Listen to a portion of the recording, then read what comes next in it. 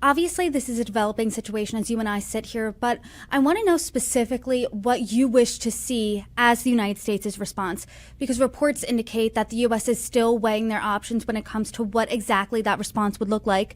And before you and I joined this conversation, reports surfaced that some personnel started to evacuate the U.S. military base in Qatar. So, do you think that a strike is a real possibility here based on that news? It certainly does signal to me that the president is thinking about something kinetic. The question will be, will that something kinetic be symbolic? And how will the Iranian population internalize that something kinetic? If, for example, the protesting population sees that, the U.S. might get involved, but gets involved on a big picture strategic issue like taking out what's left of the nuclear program, for example, they might be skeptical of continuing to pour out into the street because they might say, well, the U.S. free rode on a human rights concern and then ended up doing something else.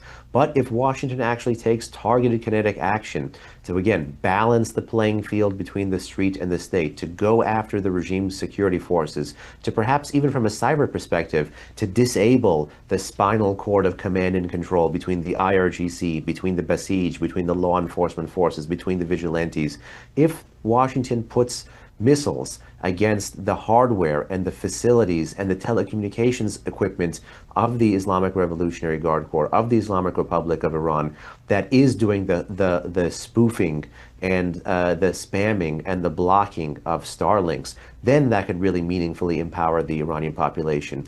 And by the way, we can't afford to have any own goals here. This is where the Hippocratic Oath, the first do no harm principle, must be applied, both with respect to guarding Iranian protester life here, as well as to making no strategic mistakes.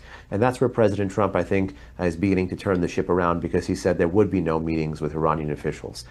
When Iran is seeing the rhetoric coming out of Washington, specifically coming out of President Trump, what specifically are they thinking? Because Iran, along with the rest of the world, woke up on January 3rd to news of the Venezuela operation. U.S. forces went into Venezuela and captured the country's sitting leader, Nicolas Maduro.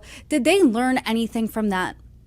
Sometimes when you look at the 4+ decades of the Islamic Republic's leadership, yes, they have made a lot of tactical wins, but strategically, they've taken both themselves and the country in absolutely the wrong direction. They are picking a fight with someone who has wanted to do less in the Middle East, and they have picked a fight with someone who has 6 years ago this month taken out the regime's chief terrorist, Qasem Soleimani, when no other U.S. president would, who 6 months ago this president targeted the regime's nuclear infrastructure, including by taking out its crown jewel, the underground Fordo fuel enrichment plant, when no other U.S. president would. And just a few days ago, robbed the regime of its sole state partner in South America.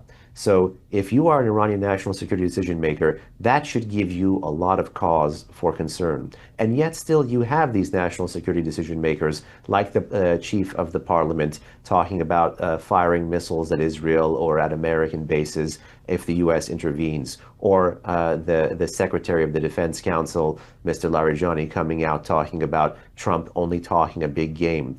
Trump has an impressive track record against the Islamic Republic about breaking taboos. And again, when you have the supreme leader comparing the sitting president to Pharaoh, who in the Quran at least is the first bad guy that you encounter, these things may be own goals of epic proportions. So as much as the Islamic Republic thinks it's shooting its way out of the crisis and mocking the U.S., it might also be paving the pathway to its own demise.